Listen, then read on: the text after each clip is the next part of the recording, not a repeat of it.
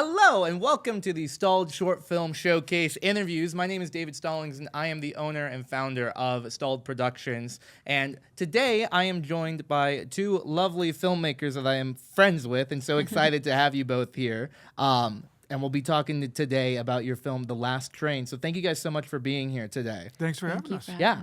Let's just start with, how about just a quick intro, who you are, what you do, and yeah. We'll go ladies first. I'm Monique Michelle, and I'm an actress. I do some writing and producing, especially for this film. But Yeah. that's me. And I'm Jeff Lane. I'm a producer, director, and writer as well. And specifically for The Last Train, I was the director. Okay, awesome. How long have you guys been involved with filmmaking, each of you? I would say since the end of 2022, I did my first independent student film. And then from there, I just kept going. I got the bug. I did. Yep. Yeah. And then for me, I started in 1990, a little film called Toy Soldiers. Okay. I was the military advisor for all the action scenes on it, and as well as an actor within it. Then became a director-producer now for 5 years, my own TV show with the police department. And then about 3 years ago, got back into it again once I met Monique and the rest of the group that we all hang out together. Yeah. And started making films together. And so at that point, I was acting, and I said, you know what? I can move it along and push it along and start producing and directing and writing and help everybody out within our group. So it's a nice, tight community that we have. Yeah. And it gets larger as far as you bring those more people into it. And they go, okay, what's your skills? What can you do? And you know what?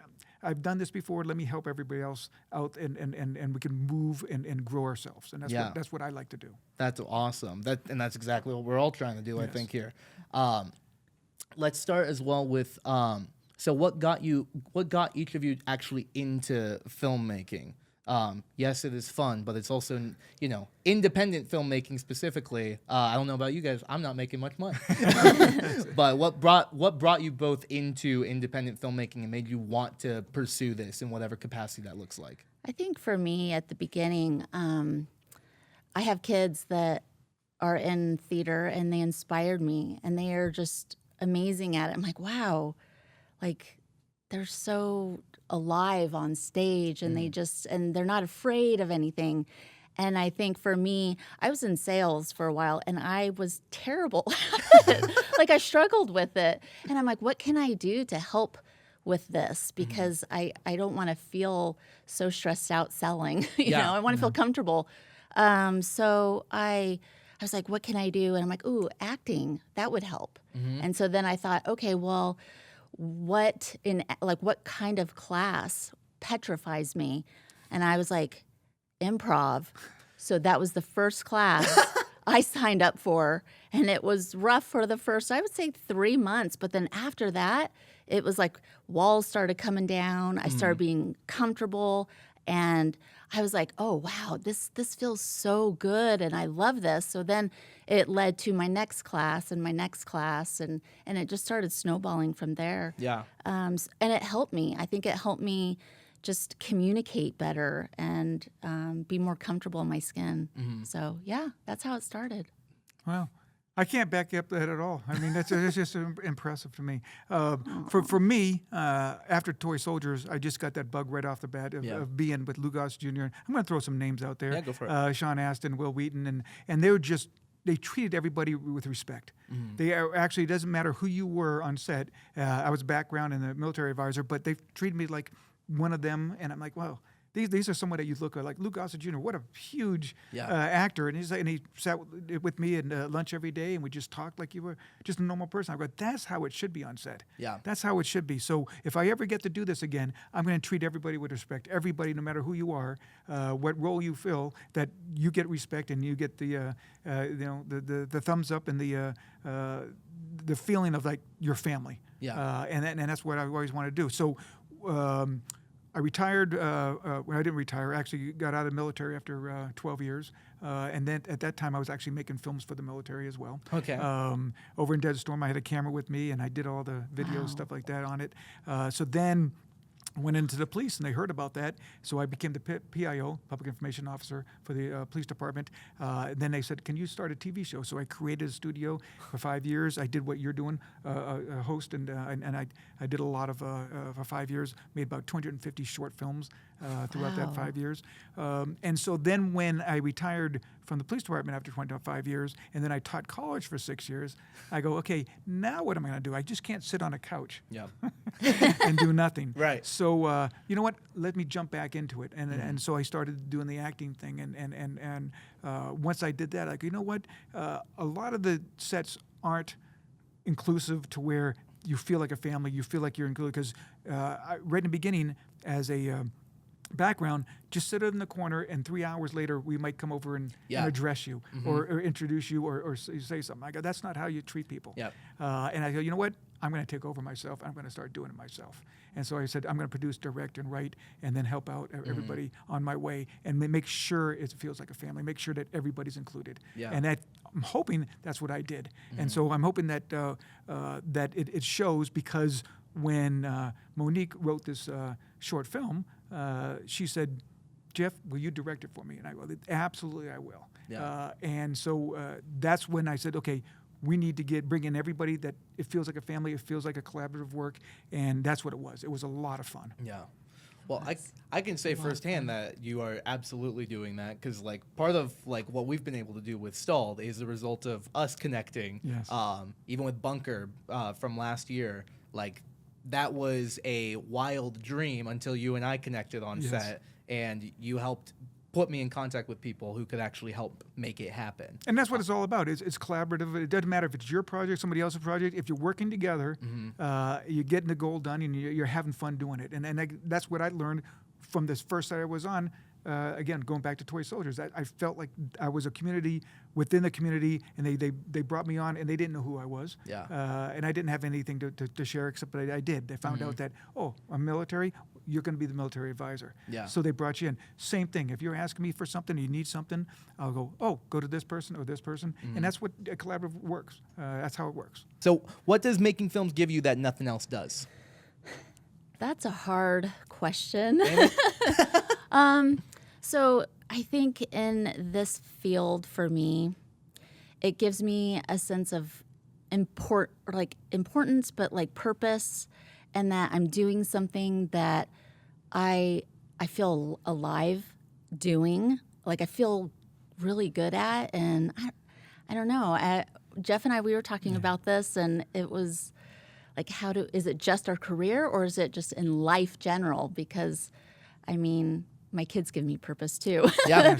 But you know, in this industry, in this field, man, I don't know. It's an addiction. It's something. It's something within me that I just need to keep doing. Yeah. I don't know what it is. And again, Monica and I were talking because we knew the questions that you might be asking, and so we said, how is it that, does it fill a void? Is it something else that brings it together? And I think it's just part of who you are, and it's just one of those things that you are. So you have family, that fills a void, and my grandkids, being with them fills a void. And I was just talking about Monique.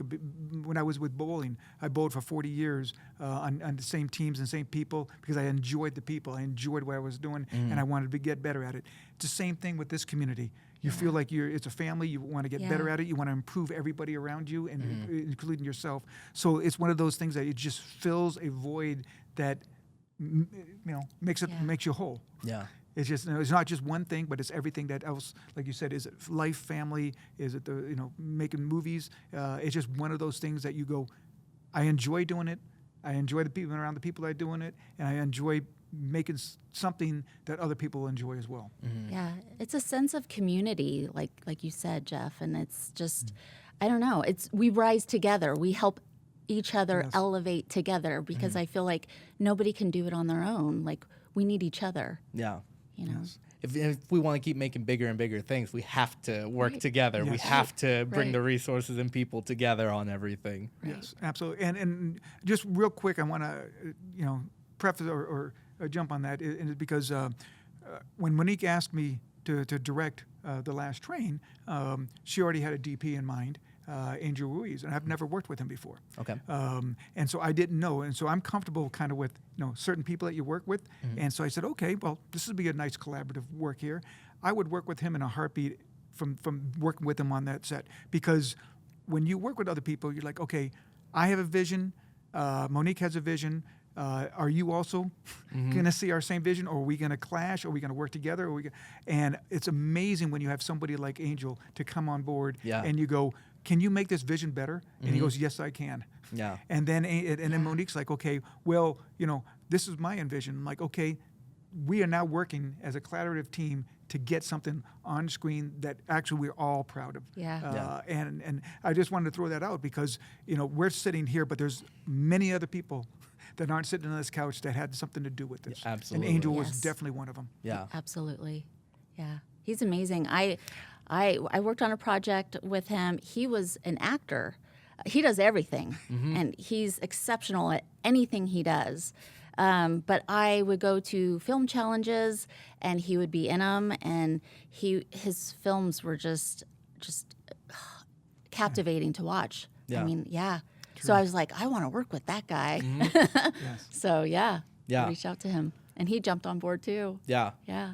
That's so fun. And I think there's also like a fear too that some people have of like, okay, well they might be ahead of me, or like they wouldn't want to work with me. Correct. And I'm sure when you reached out and like, hey, you're super talented, can we please do something together? It's like that's all it takes. Right. Most Yeah. of this It's true, is though. just- You Right. put people on a pillar and you go, oh, that person has talent. Yeah. I'm not at that level yet, or whoever it is. Within this community, you learn real quick, we're all here to help each other. No one's going to Right. put each other down. So if you want to be part of the team, then we'll either train you, teach you, work together, but it's a collaborative work. So I guarantee you're bringing something yeah. to the show. I mean, Absolutely. So Yeah.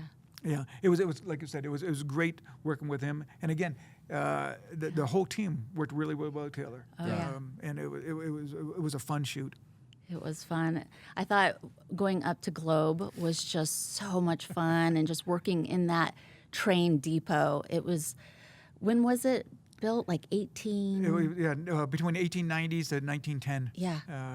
And It's that was one magical. thing is that when and I'm sure we're jumping ahead here. There you go. But Monique says, hey, do you want to do this? And first of all, I love history, and so a historical base to this, and 1940s, and also she wanted to look at it more of a noir film. Like, okay, haven't done that before. I'd love to jump in and doing something like that. Yeah. So we needed a train depot, and I go, okay, I've already I was lucky enough to be in Dog Bite Murders in Globe in this train depot. I go, we have to film it there.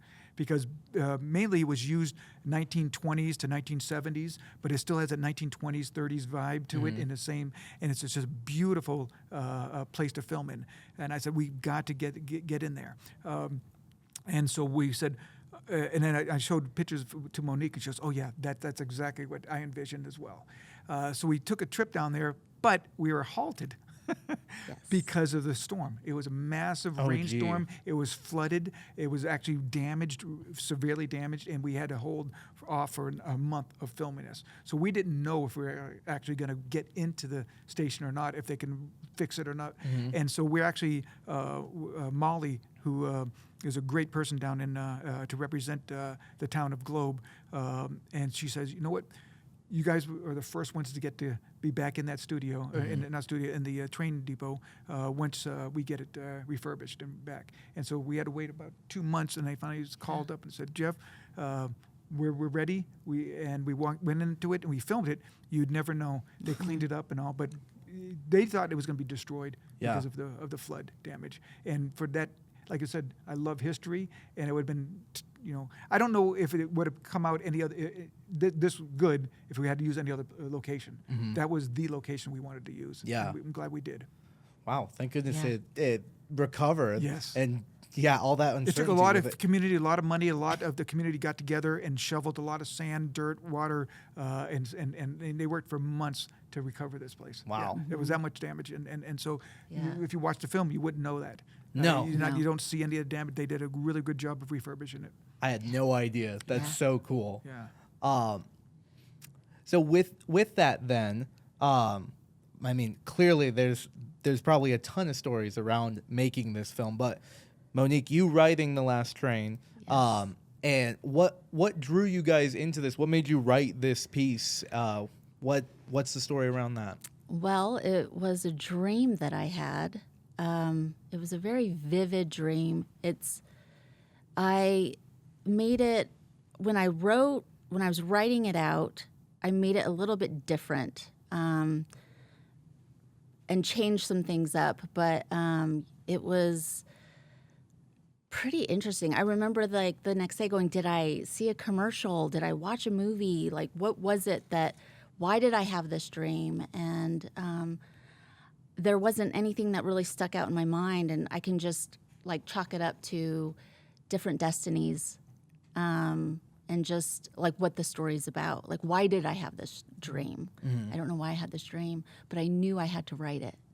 So I was writing it, and I did change some things up to make the story a little bit better. And but yeah, it was insane. It was wild. But it was awesome. I was One like, of the things that we this was shown at a different location already, and we had a Q&A at the end. Okay. And someone asked, what was so powerful about this one? How did you act? Because Monique's a very, very great actress through her face, through her eyes. She tells a story through her eyes, through her face, and she's really, really good at that. And she talked about how, when you might lose a loved one, but if you lose a child, that hits you the hardest. And that showed in the film, and that showed in her expression. And we're like, oh, wow. When she talks about that, and then she actually did it within the film, that is amazing when you say, okay, there's one level of losing somebody, but then if you lose a child, that is one of the hardest things, especially for a mom. Yeah. And she's a mom with her kids, and so she put that into the film, into the writing of losing somebody. And then I said, okay, how are we going to do that, and who can we use for that? And I was lucky enough to ask my son-in-law and my granddaughter to be those two people in the film. So it was great to keep it in the family, and it was the first time they've acted, and they did a good job. Yeah. Yeah. When I added the child to the story. The child was not in my dream. It was just a gentleman that I don't know who this figure in my dream was. But I added the child, and I felt like I'm like, I want to find like a 4-year-old little girl. And I was having a hard time finding a 4-year-old little girl. And then I'm like, well, and if I find an actor to play the father, maybe she would just, she wouldn't I want everyone to feel comfortable. Yeah. So I asked Jeff, I'm like, Jeff, do you have like a 4-year-old granddaughter? And he goes, well, I have a 5-year-old granddaughter. I'm like, oh my God. Will you ask her and like her father if they want to play the parts in this And film? it worked out really well. Yeah, because I felt You like see the connection. you see the connection, you see the love between them, and that was really what I wanted it to feel like too. It was important. So if I felt like if I just got 2 actors, it just would. You never know about 4 or 5-year-old kids, right? Yeah. So I just thought that's a great idea. Thank you, Jeff. Yes. Man, how cool to have the story come to you from a dream, though, and to act Right. on it. Right. Yeah. Because had you written anything before? Not really. I mean, here and there, but nothing that came of it. But I just knew, I was like, I'm going to write this. Yeah. I'm going to write it. I'm going to figure it out. I knew I had to make the stakes really high, and that's why I added the child, because I felt like, losing a spouse or, a significant other is a big deal, but I don't think it would have brought Grace to the edge of, wanting to ultimately end her life to go be with him. I think, but adding a child to the story, well, yeah, now as a mom, I could definitely see where I would be so affected where, if I lost a child, I would never be the same again. I would, Absolutely. So it made it more realistic for me to write and put the child in. Yeah. What is it that you guys hope the average person actually takes away from watching The Last Train? And that's a really good question, because you all everybody has to hit those crossroads, and you got to make a decision. You know, do I continue? Yes, I have a loss, but do I don't ever forget about it, but use that to move on and move my life on and to build something different, or do I let it take me back and keep me back, and never move forward? And that's what I think the whole thing is about. Is like she's got to make a decision. Do I move forward, or do I let the past haunt me and stay in the past and never move forward? Right. Yeah. And at the end of the film, you see her making that decision to move forward, to get on the last train, because it was the symbol of, moving forward in her life. But yeah, I don't know. I felt like she still felt lost, which is okay. It's okay to, I think most of us feel lost in life sometimes, right? But it's not okay to quit.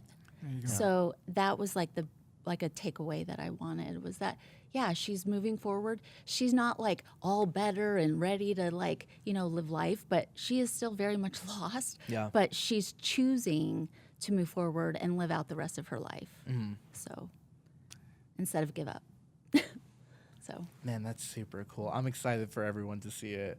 Thank you. So do we want to talk about BTS stuff, that how we filmed it and what we did? Sure. Go on in. If you got something to share. Obviously, the last train, we need a train. Yep. So that was what was hard. Okay, where is a train that we could use that fits 1920s, 1940s era? Yeah. And so we actually, I did find a train that we could use, and it's in the Scottsdale McCormick Railroad Park, but it doesn't move. And also, it is about 10 feet off the ground. So most of the acting that you see is Monique standing on a ladder to be able to get to that visual of the same height that she had to look through this the window. Yeah. So again, you would never know. It was really, really good. And then we spoke of Angel and I. He's my cameraman, and I'm the director. And we're down there holding the ladder, and she's up there, and we gotta film this.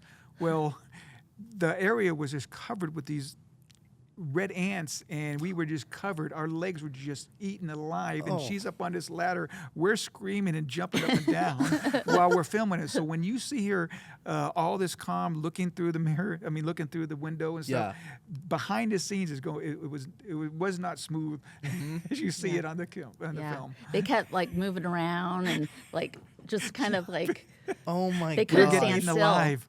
We had welts all over our legs from all the ants. And, really dedicated to making it happen, right? Yeah, and that takes away from the movie and what the movie's about and the deep movie. But if you want to know BTS, it's always not smooth sailing. Yeah, no, I've been there. How can people reach out to connect with you guys, potentially collaborate, and see what you guys are up to? My Instagram and Facebook handles are at Monique Michelle 25. And my production company is Arizona Influencers Productions, and you can Google that and see that, and or Jeff Lane IMDb. You'll be able to contact me different ways. Yeah. Well, I appreciate you guys so much for doing this with me.